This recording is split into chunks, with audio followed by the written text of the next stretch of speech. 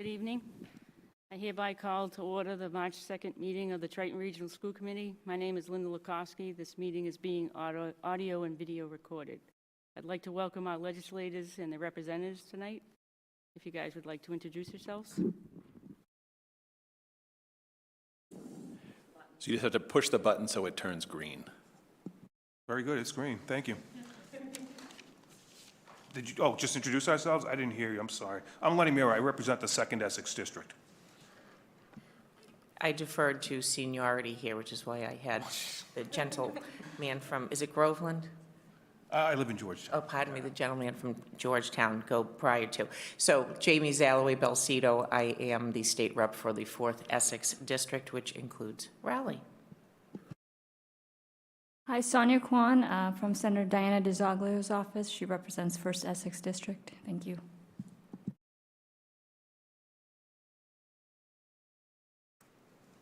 Can we stand for the Pledge of Allegiance?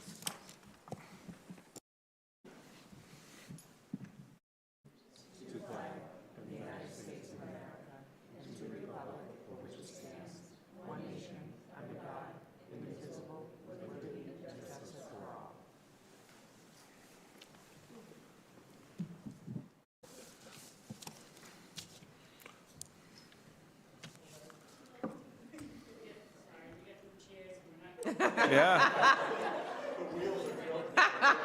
It's not just me, okay.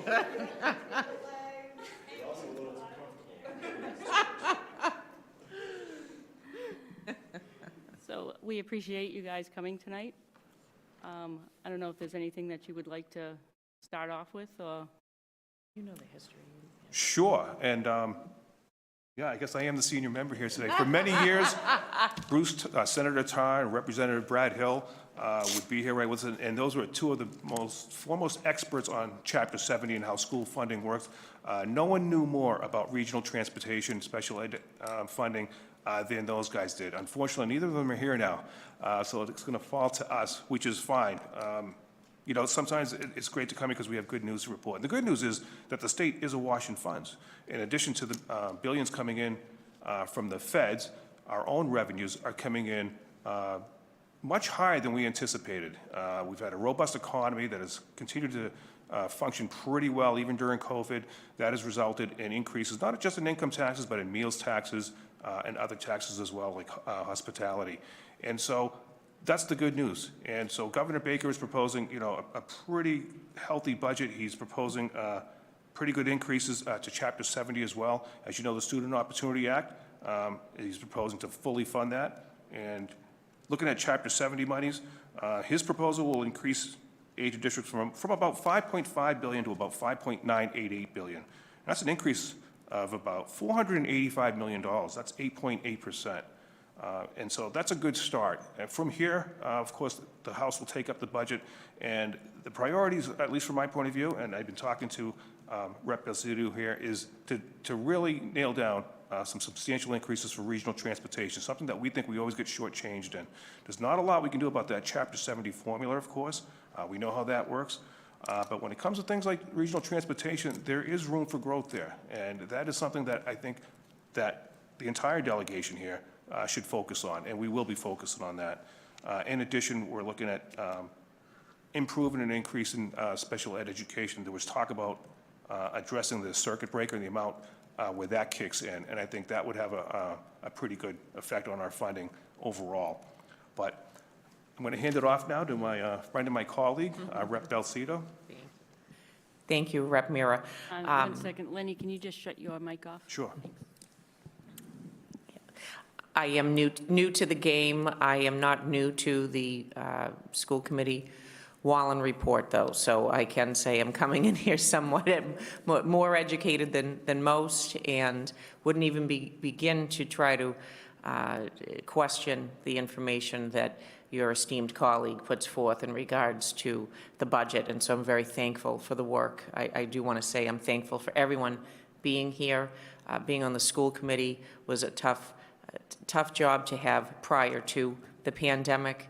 I'm not even sure if you're receiving a full dollar to do this, or if it's just zero, but it comes from the heart, and it's because of the love of your communities and of your students, as is anyone who's here this evening. So I just can't say enough how thankful I am for the families and the students that are here at this school, which I totally love, and I need to come back during the day and walk around the halls, and hopefully they'll give me a visitor's pass, because there's like a whole vibe going on here, and I love it. So thank you for having me here this evening. I can't say more than, much more on the subject that Rep. Mira just spoke to. The Student Opportunity Act was a great, it was the great opportunity that it should be. And every single school should have equity. There should be no differential in regards to the sort of education opportunities that are being given to our students.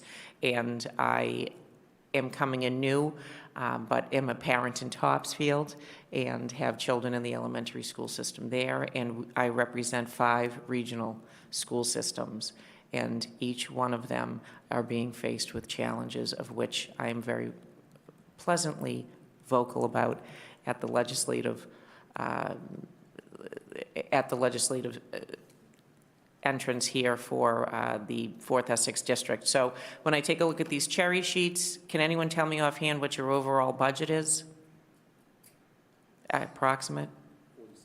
Yeah, and I mean, we're here saying we're looking to dispense $9 million. So each of the, and this is proposed, the reality here is that there's never enough money to go around, whether it be for the the agreement for regional schools, which I will tell you I am meeting with the auditor who did the original report on how beneficial this system would be, and I think you were leading the pack, as Masco was, to get some answers on why that hasn't worked, and to ask the questions, even if it is, I want the questions answered. It might not come with money, but we'll have a better understanding as to why that pact has not been followed through on. And then the continued questions that the representative just stated in regards to transportation. We shouldn't have to be fighting to be able to get our kids to school safely and with an impact on our communities. There's only so much that we, the taxpayer, can afford to shoulder. And I also let the representative know I had a budget meeting today with our chair of House Ways and Means, who is a wonderful, wonderful individual who's worked in this space for a long time. And although not operational to or germane to the operational budget, I did say first and foremost on my sheet that was put forth to his office with Representative Mira and Representative Kelcourse's name is that Triton needs support. And we can't expect for the taxpayers to be continually the ones who are shouldering the burden on deferred maintenance. And as the superintendent pointed out, these windows, which are aesthetically pleasing, do as good of a job as my 1900 house does keeping the hot air in or the cold air out. And we're probably going to feel some breezes coming through here. And the long story short is that we should be able to support you from the state. This is a public institution, and it's our commitment as legislators to make sure that we do what we can on behalf of the school. So please feel free to reach out to me and know that I continue to be that drumbeat, and we all will continue to be that as a coalition, as is Senator Tarr, and please know that please know that I'm in there trying to do the best that I can in the capacity that I am, as I know is the senator as well, DeZoglio. So thank you for letting me be here. I'm very interested in hearing what the challenges are, and I welcome discourse after this, and I welcome you to invite me back. And depending on how long tonight goes, I will bring snacks. Thank you. Thank you very much. I have a question about, right now, the state is funding breakfast and lunch for children. And I'm hoping that that will continue because I think that's a major fund that kids can really, it's just, I think if the kid is fed breakfast and lunch they can learn better. And I think not having to worry about, even if a child can't get free or reduced lunch, sometimes it's tough for parents to feed their kids in the school, and just not having that one aspect of not being able to eat, having that covered, it helps the schools, because we don't have to, because you don't want to turn away any child, so sometimes we're in a deficit because we're funding the kids to eat. So it would be nice if that particular fund continued. So I that- appreciate you stating that, Chair Lutkovsky. I know that there is a bill in the House that's been filed by Representative Andy Vargas of Haverhill to continue to accommodate that, and this is something that our federal delegation is aware of as well. We know that food insecurity was an issue prior to COVID, and that really took the lid off. Parents are trying to keep their families together and work, and sometimes if someone's leaving at 6 in the morning and the child is trying to get out, this is something that makes sense. It's something that we've shown that we can do, and I appreciate your feedback on that, and I can tell you that that bill it didn't die in committee. It is still moving, and it should be able to move out. It hasn't died a slow death and is going to the Bill Cemetery. It actually is going to move, because I think that everyone in the Commonwealth has found that that makes sense for our kids. And I'm glad to hear that it made sense for this school. Just seeing that in the community, I think parents relied on it, you know.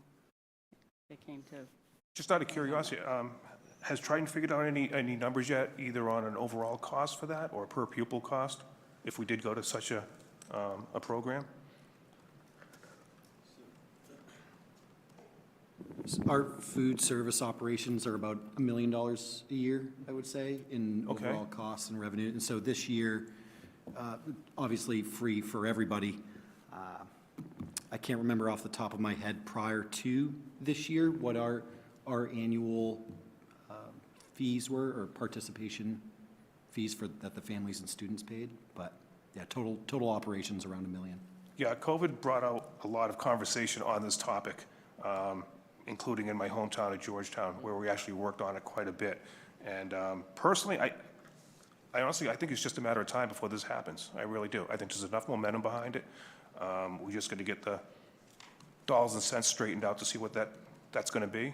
But honestly, I believe it's only a matter of time before we do accommodate a program where, you know, every student can rely on those meals. It came about because I think COVID just exposed how many families were dependent on this. And when it wasn't there anymore, we truly felt it.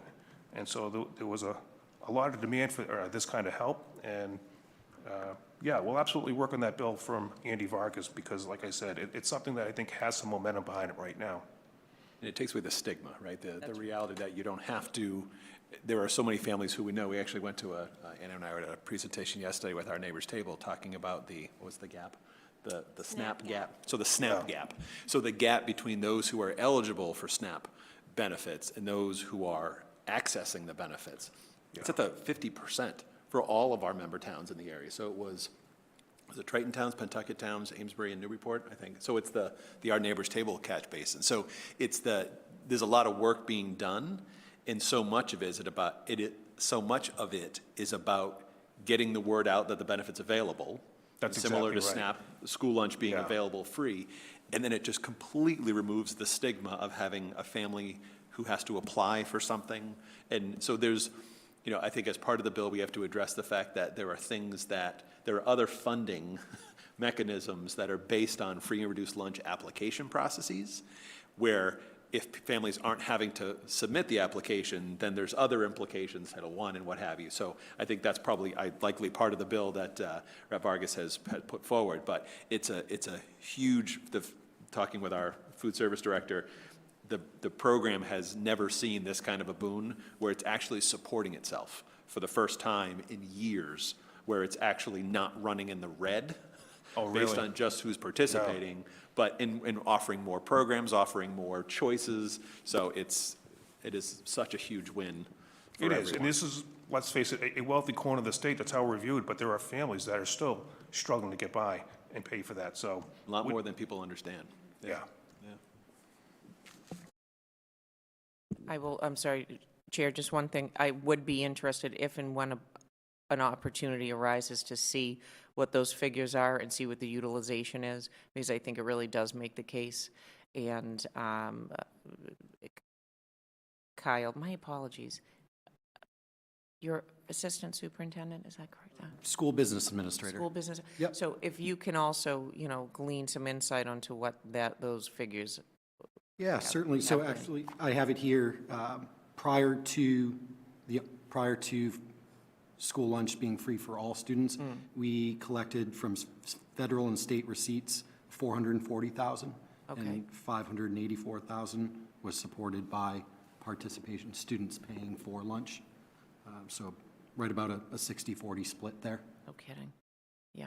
I shut myself off. Are you interested in the actual utilization, how many kids were accessing lunch before? Yes, that's certainly something. Perfect. We know a person to get that from. Yeah. But she's do? not here Yeah. this evening. But you know a gal, that's Yeah, good, yeah. okay. Because I know that that's something that the representative and, our delegation would like to have that, and that is, going back to the stigma piece of that, we're moving in the right direction. So thank you for sharing that information with us, and I think that you've got a captive audience. The other thing that I'd like to bring up is we finally were able to go to a one-to-one device, so each one of our students in the district is able to have a computer. And just having the infrastructure to support all this is challenging. So it'd be nice if there was some grants or bills available that helped schools, especially aging schools, be able to have infrastructure. I think the administration did a great job in a short amount of time when COVID hit to get all these devices out to people. But, and it was due to the ESSER funds that we got that we were able to do this. But going into this year, we're going to have to, in order to make sure that students coming in have them, we're going to have to roll that into our general fund.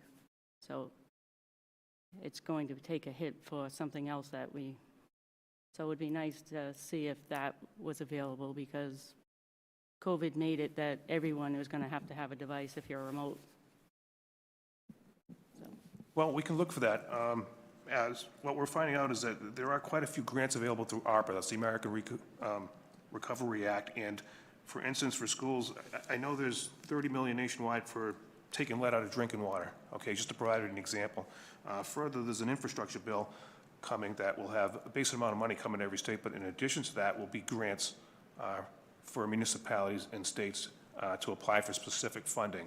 I'm not sure if there's anything for computers or technology, but we can certainly find that out, because like I said, ARPA and the subsequent bipartisan infrastructure law do provide for grants to be available. So we really should keep our eyes open for that. We'll help you at all, any way we can. There might be some aspect for technology in there. I'm just not aware of it right now. Going into the ages that we are, that kids live by the technology now. Well, it was helpful, like you obtained before the meeting, students needed to be able to access classes remotely, and some didn't have the technology to do that, either a laptop or a hotspot. And so, it was vital. It was something that was just very much needed during COVID, but, there could be a need for further remote learning as well, and this would be helpful. So if there is a grant available, by all means, we would help apply for that. Yeah, I'm going to piggyback on what the representative just said. And good news is there actually is a tranche allocated specifically for technology.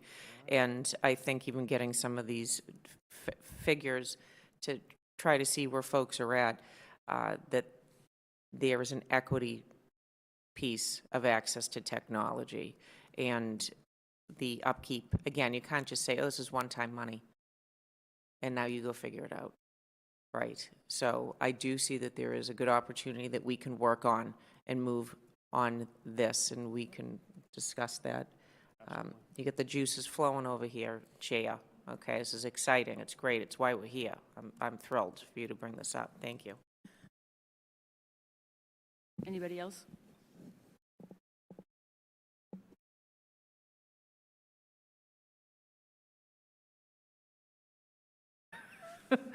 So thank you all for being here tonight, because I think this is always a great opportunity to have these discussions. I don't want to spend too much time on the current budget year, but I want to reiterate that there are limited places where Triton gets additional revenue through the budget.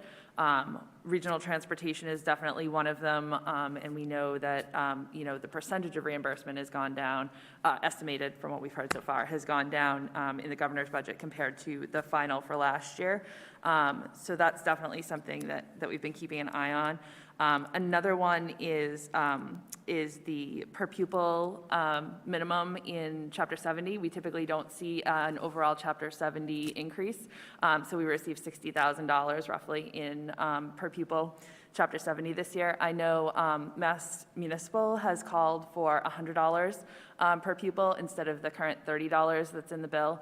I think anything that can be done on per pupil minimum aid would be extremely helpful for the district. And then the other thing, which when circuit breaker comes out on the budget, it's kind of this lump sum and we don't know what it looks like. In the Student Opportunity Act, one of the things that it says is that if circuit breaker is funded at the maximum 75% reimbursement, that they can then fund transportation above and beyond that. We don't know what's included in that big number, but what we'd really like to see is the 75% and then the second year of transportation phase in, coming in, because that's going to increase circuit breaker by about 100,000, am I right, Kyle? For us this year, and that would be additional revenues that would be helpful to the district as well. So that's something that I think, we would love to see as well. But in that it comes in this block number, it's nearly impossible for us to tell what's in there. I'm assuming you're going to get insight before we ever are. So anything that could be done on that would be helpful. One of the, I think, big concerns that we've been talking about around this table is the number of educators that we've seen retiring over the last 3 years. We have lost a lot of educators.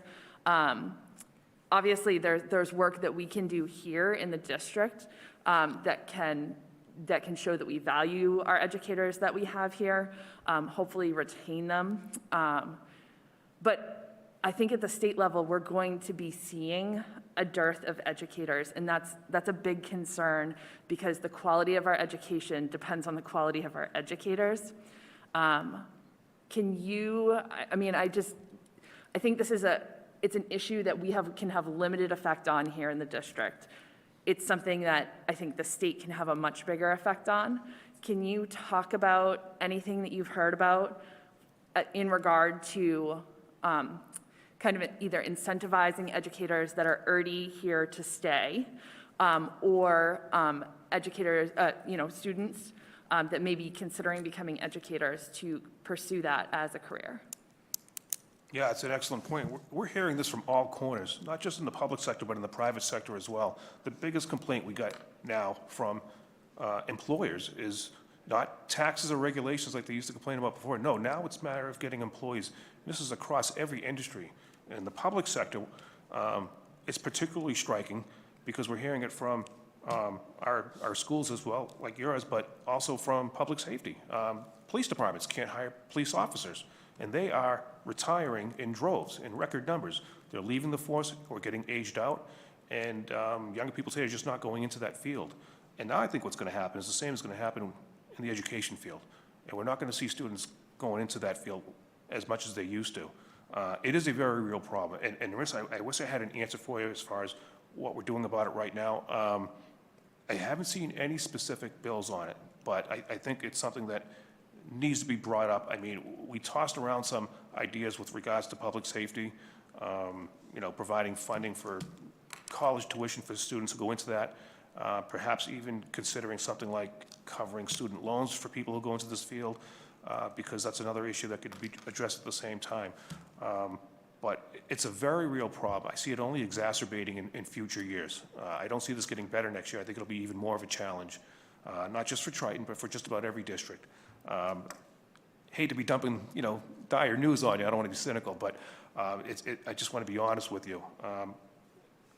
If you have an idea, if you have something you think we could address, let us know, because we're all ears. We really are. This is a very real problem that's hitting all strata of society. It really is. We're having a hard time hiring on just about every field. But I'll turn over the mic. I don't know if anyone else has a better answer for you, but it is something we need to address. And if anyone here has an idea on being able to hire educators, please, by all means, let us know. I thank you. I thank the representative for citing what we're all seeing. I was on a call today with the U.S. Department of Labor and the Council of Presidents, the Executive Director, Council of Presidents of the University System of Massachusetts, and Leahy Beth Israel Health, because, drum roll please, nurses are retiring at an incredible rate, and they're not able to bring up those that are coming out of the university system. So we're seeing a huge gap in who's able to cover with those that are coming up. Instead of it being a veteran of 20 years, you've got somebody who's got only 4 to 5 years underneath them because folks have retired. And I just paint the same picture because we're seeing this at every turn. And this is something that, having been a trustee at Salem State University, having been a product of another proud Viking at Salem State, that we should be able to produce this workforce. And in regards to teachers, we are an original, the normal school, teaching school, and it is something that I can speak to at a local level, as I think we could at U Lowell and NECC, et cetera, et cetera. But I am continuing that conversation with our Massachusetts Department of Labor. We will bring this up as well, and the Chair of Workforce Development, because these issues will not be solved in one legislative fell swoop. However, we've got the vision to move forward with Department of Labor and Department of Education to accommodate what my colleague here has stated. How do we incentivize to bring folks in to be doing the hard work? I thank you, Superintendent Fauger, for what you've done, for what you're doing, what you've done, because it's not an easy decision to take on. It is a labor of love. And so I welcome the input that you've brought, because it is a necessity, because we may be sitting in this fabulous school, but if there's no one to teach our children, then where does that leave us? And you're stating something, but whether it be the baby boomer generation or whether it be folks just saying, I don't want to do this anymore, we are losing that workforce. So I thank you for raising it, and will commit to bringing this up to our chair of the workforce So subcommittee. I'll note that we have 2 educators on the committee, and both of them just grabbed their mics. So I'm going to cede the floor. Now, I just wanted to add that in addition to just classroom educators, which is, the first thing we talk about, is the need for social and clinical workers. And every single morning, I get an email in my inbox. I've got, just in case there's another opportunity out there, it's on the School Spring, the job website, with a specific code that I've set up for what will come in. And every day, it's 6, 7, 8 schools looking for social workers, anything working with students' mental health right now. So that might be an even more immediate and acute concern as we go forward. Well, on that subject, mental health is getting put on the front burner, finally, after many years on the back burner. And Senate President Spilka, I think, is putting together a comprehensive bill to address it, because we've had several smaller bills. I've submitted some myself dealing with mental health, and they were kind of waiting and waiting. And I think it's because they wanted to do it in an all-encompassing bill that addresses all these things. Mental health is something that kind of got shortchanged in the past, even in this state. But it's something that strikes not just our health, care industry, but our schools. It's one of the biggest issues they have. And so perhaps there's a way in that bill to address the funding of professionals in our schools. I can only hope that that's the case. We can check on that and get back to you. But yeah, you bring up an excellent point. And hopefully the mental health reform that we're currently debating will address this and make sure we get some professionals in our schools to address it. Yeah, just Sort of along the same lines, one of the groups of people that's leaving in droves are the instructional assistants, the IAs, the aides, who make peanuts. They make, maybe $30,000 a year working with some of the hardest students in the school to work with, one-on-one or one in small groups. And like, we can't afford to raise those salaries at a district level any substantial amount, but the compensation for that job is just, it's not worth the time, and it's not worth the stress, and it's not worth, and I think the last 2 years have really exacerbated that, highlighted that for that group of people in particular. But overall, I'm not sure that it's incentivizing people. It's stopping demeaning people. When DESE says that, oh, we've got tests for you in between Christmas and New Year's, and you have to take them. We're going to tell the state, come and take them, and then we say, okay, well, there's Brian and Kyle are driving around the state and trying to distribute tests to people, and people are traveling and not around, and we're trying to scramble to get it done over a holiday weekend. And then and so then teachers says, okay, can we have a snow day on Monday so that we can get all the teachers come in for a day, get a test? We're not even asking for, we're not saying, cancel school and forget it. We're saying add it to the end of the year. And the governor comes out and makes demeaning remarks about that while people are doing their best to scramble to implement something they had no idea was coming. It's demeaning. And that's what's driving people away from not just teaching, but nursing and law enforcement and all sorts of public sector jobs, is that we can make more money with less stress doing other things. In my 12th year of teaching, I hit the average entry level for a bachelor with my bachelor's degree. It took me 12 years to get to that point where I could have gotten there in my first 2 or 3 years coming out of college. We didn't come into this for money. There's not really an incentive. As long as we're making a reasonable living, we're okay. It's the disrespect, and that drives people to find something that they can do and have a more rewarding work-life balance. So, I know that's not necessarily like your ballywhack, that's not your area of work, but when we're talking about that, I think it needs to be addressed at all levels. Duly noted, and I want to say thank you for stating the obvious. This has been a very difficult time, and that's salt in a wound during such a uncharted territory. So I again just unequivocally want to state thank you for hanging in there. Thank you for your commitment, and I commit to making sure that there's respect for this, for the folks who are teaching our future. And I thank you very much, Paul. And I thank you very much, Paul. I'll just, I guess, finish the thought on that and just say, I think the Commonwealth has done an amazing job in the past at pulling certain sectors up that needed help and really incentivizing them. When I look at what biotech has become in the Commonwealth over the last 20 or 25 years, right? It's amazing. And we need that. We are going to desperately need that.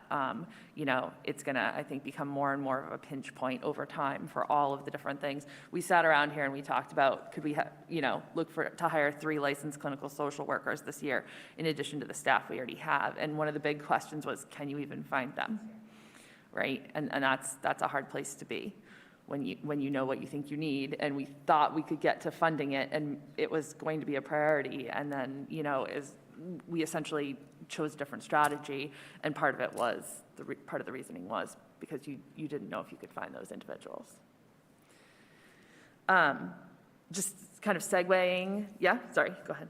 My apologies. I wanted to submit to the record, but I don't know if I'm in court, but we have something called Tri-Town Council in our Masconomet, our Tri-Town Regional with Boxford, Middleton, and Topsfield. And they're doing youth mental health. It's for teachers to be able to take anyone, youth mental health training, and then teen mental health. I'll forward it to this group. It's only down 95, but they're working with Lady Gaga. They're working with some other foundations. They're working with the NAN project. They're doing a lot of this work because you hit the nail on the head. There's such a shortage of licensed clinical. But I'm going to forward out some community resources because maybe there could be some larger discussions just to see how you could utilize what may be in the area. So if I may, Lenny, if I can send one down here and here. And I'll forward an email to you, Narissa, if I may, and then you can distribute that additional information with the group. Thank you.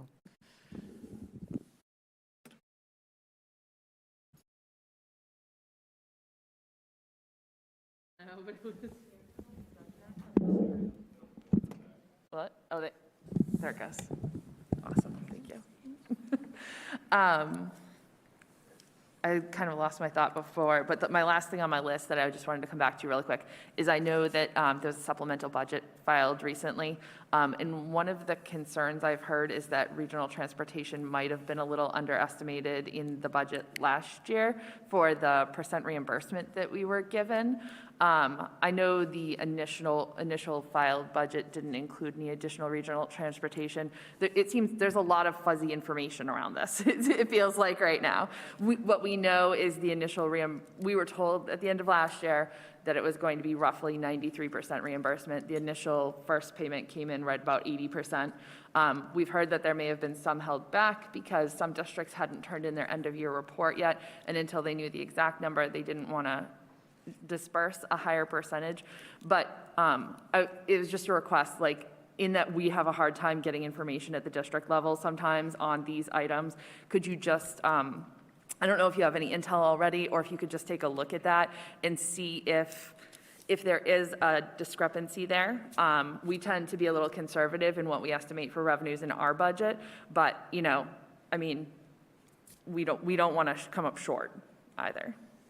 No, we don't want to come up short, absolutely. So just so we have this, we think that perhaps transportation was underestimated in the supplemental budget? Yeah, I mean, that's a concern. So we know that the first payment came in low. In the original budget. In the original budget? Yeah. Yes. In the original So- FY22 budget. Correct. So the supplemental from that first, the first one that came out does not include any additional regional transportation for the Okay. stuff that's in House Ways and Means right now. Yep. So obviously, what's in the final budget from last year is just a lump sum, right? And we're told what approximately percentage reimbursement that should be to us. The approximate percentage reimbursement that they told us was 93%. The first payment that came out on that actually came out to districts at about 80%.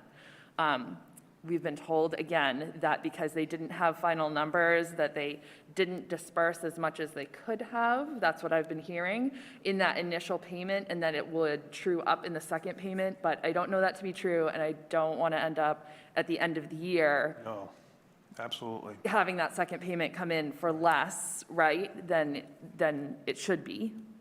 So I was just wondering if you can, if you haven't heard anything about that, have it on your radar to look into it, and if additional money needs to be put into the supplemental to bring it back up to that 93% reimbursement, possibly take a look at that.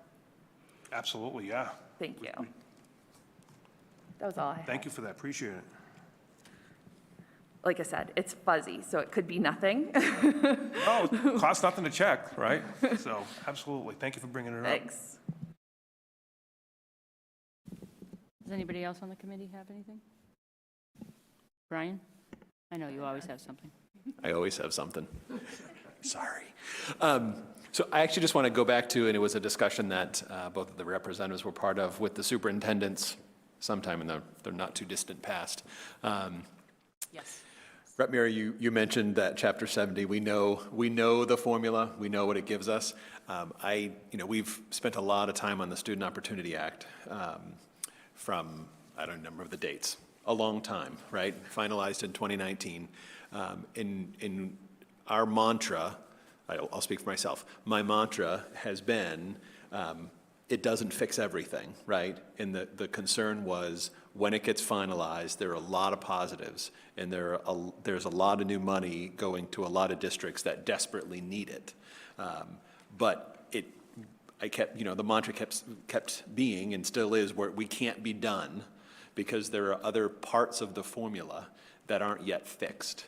And it's, I live in Pentucket, and there's been the age-old Pentucket receives $5 million more in Chapter 70 than Triton does. And if you take Triton up against Pentucket per capita and a lot of the other indicators and match the towns up, they're similar.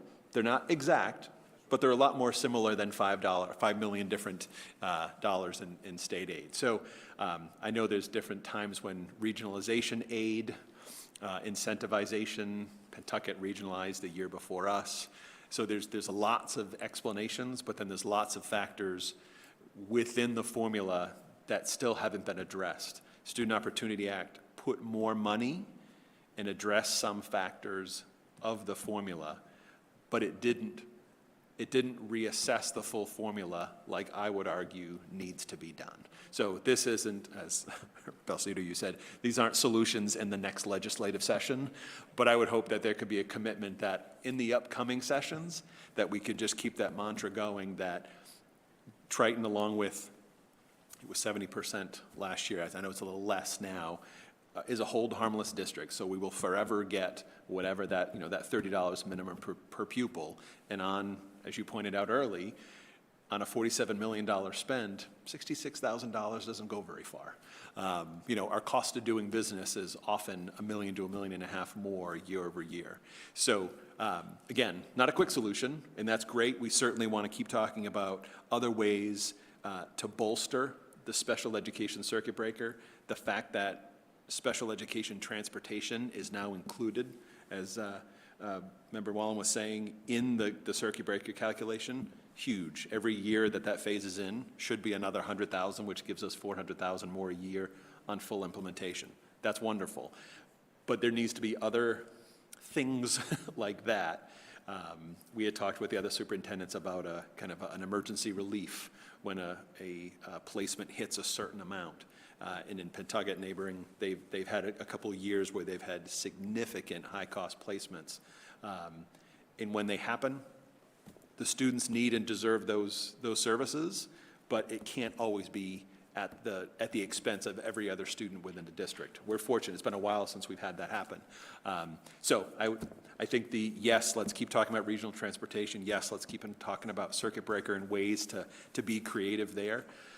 But let's also not assume the SOA checked the box for Chapter 70. Yeah. That's my soapbox. That's pretty quick, wouldn't you say? I'll second that. That's pretty yeah. quick. Thank No, you. that was a good one. Yeah, and I think to the superintendent's point, it's one thing to look at the total amount compared to our total budget, but the real issue is that when it's $60,000 or $70,000 a year and we're facing that $1.5 million increase, that all the remainder of that is on our towns. And I can say people are shocked when they move into our towns and find out that we don't have municipal trash services, things that everyone thinks is basic in the Commonwealth, and our towns don't have it because, and repairs and capital and services beyond what we have. There's always this level of shock there when people move in, and part of it is because every single dollar, right? You're moving so many dollars from those town budgets into the district budget to cover the increases. And unfortunately, a lot of years, we look at cost avoidance increases, which are literally contractual. And then where do we have to spend money so that we don't lose more money than we would spend on something? And that's what our budgets look like. So, I think increasing the annual revenues coming out of Chapter 70 is an important thing to look at. And that's difficult. And I would just add, Brian, I know there was one bill we were looking at for procurement, the procurement limit. Yeah. Yes. I just jogging So- your memory. Modernizing operational efficiencies, there's a bill. And I know I'm not going to get the full name of it.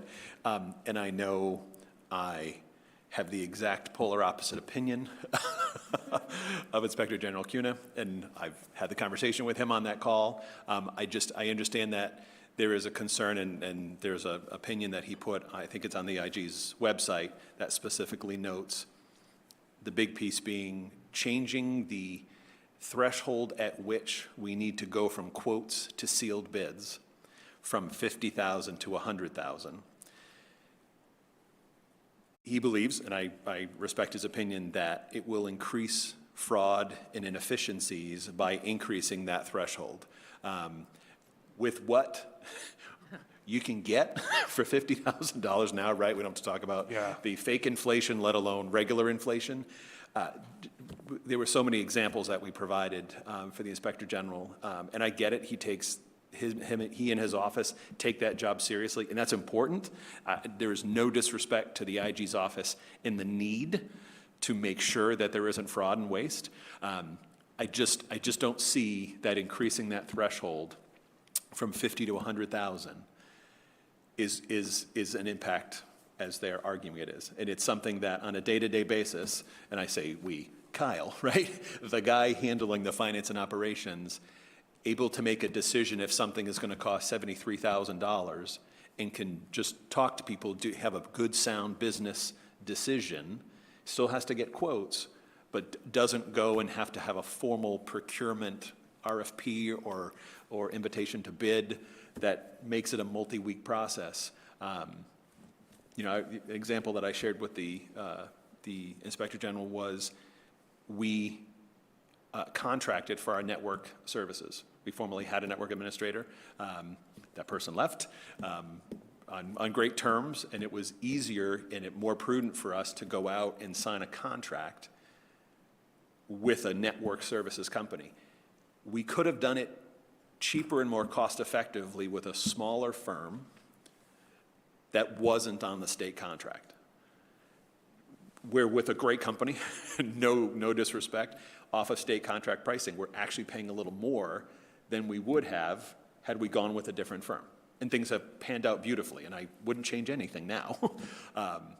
But that decision, as it was in that $80,000, $90,000 a year, wouldn't have had to have been a discussion. We could have gone through the process, had all of our experts meet with other companies and say, this is the best, most cost-effective solution without the hoops to jump through. So, No, you bring up a great point, and boy, if ever there was a time to review that number, this would be it. With the inflation we're seeing across every industry, you know, I was in the construction industry for 30 years before getting elected, and I can tell you, 50,000 doesn't buy now what it did when we came up with that number.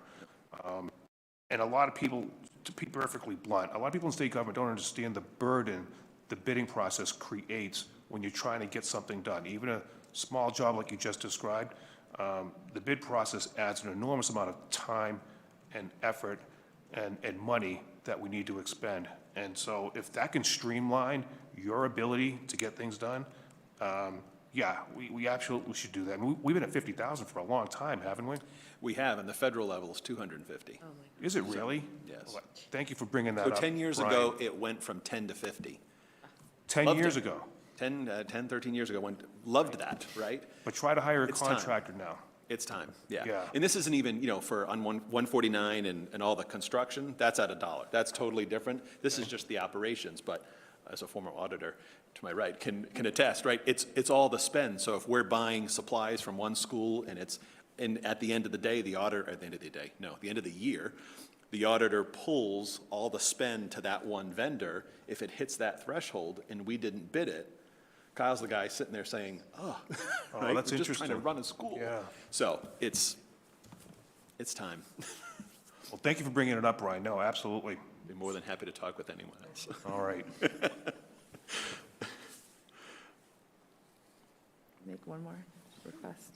So since we're coming to the end here, probably, so I just wanted to make one more request outside of the general legislative process. I know you all have lots of connections. We are, later this month, intending to submit to the MSBA a statement of interest for this building, because this building it's aged, right? I mean, you can see, right, just kind of looking around, but the roof is going, we have chronic leaking issues here, floors coming up, windows, obviously, issues like that. When we, the town of Raleigh did the statement of interest and the whole process for the Pine Grove School a couple of years ago, Senator Tarr and Representative Hill were instrumental, from my understanding, in helping us get that process done to get Pine Grove School renovated. And I would just request anything that you representatives or that the senator can do to help us out with this process with the MSBA, because this building needs it. we would appreciate. So just to confirm, we'll be submitting, the deadline is April 29th, and then the decision is by the end of the calendar year 2022. So we're still working with a consultant now on that process. So, yes, and we'll be prioritizing it as a renovation. Certainly, you know, if we are invited in with the MSBA, we have to study every possibility to make sure it's the right and most cost-effective solution. But we're proposing this as there's a lot of good here. We need to reuse the space, update it, bring it into the 21st century. Look, I would say, I'm assuming on the representative's behalf and mine, let us know when that goes forward. And I have talked about Triton to the chair of the Education Committee, the chair of the House Ways and Means Committee. I will continue to evangelize the fact that this needs to be to the point where they won't want to listen to me anymore, and they'll just say, for the love of God, just get her out of here, okay? But that sometimes it works. But I do think that if there's a way for us, of course, we're committed 100% to shepherd that through. And you're absolutely right. You're not looking to take this down. You've got a structure. It needs support. And I know that at one point there were things called envelope projects that were bidded for and that could handle these. So 100% you've got my commitment here tonight to do that. And I'll tell the senator I'm committing him to it as well. I'll send him a note, okay?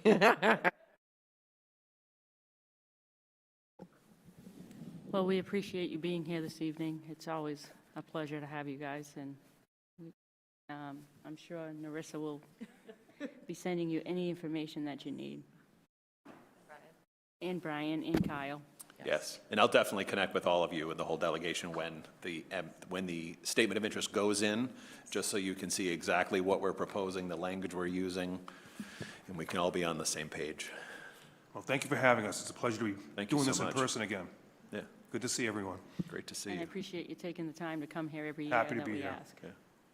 All right. Thank you. You guys are awesome. Have them coming back, okay? Yeah. Please let me know. But we're definitely here for you. So I know that Linda, Chair Lukowski, and committee member Wallen have my email address at the State House, and you can look me up on there. But I encourage the discourse and connecting us. There was something else you said. You said, oh my gosh. It'll come back to me. How do I find you, Brian? Superintendent. You can, Oh, you're on the website. I'm on the website, yeah, I'll Okay. shoot you an email. Yeah, please. There was something else that made me think. But data, figures and data, it's just the way it works.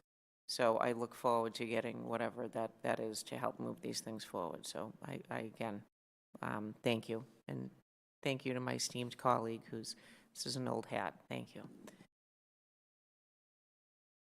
Just want to say a quick thank you, and I know you're all familiar with the House going first, so we in the Senator's office, and I'm sure our colleague Senator Tarr will be helping to support and then carry the ball as needed as the Senate undertakes its own version of the budget. So thank you very much.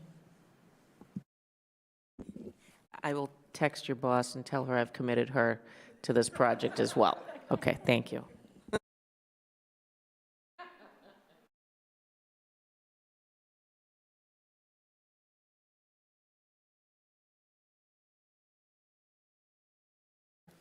Thank you. Thank you again.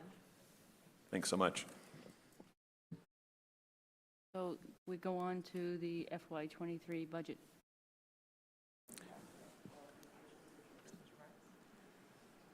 We can. It's up to you. I just know. We have oral communications from the public. Chairperson's remarks. I want to thank the senators for being here. That was very good of them to come. So we're going to move on to, that's all chairperson's remarks. We'll move on to Brian and Kyle, FY23 budget development.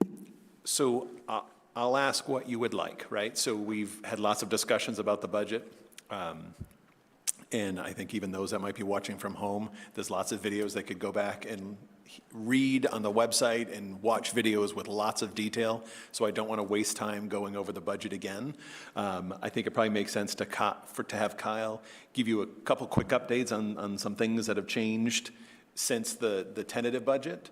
And then we would love to hear from you with regard to what we've proposed to date.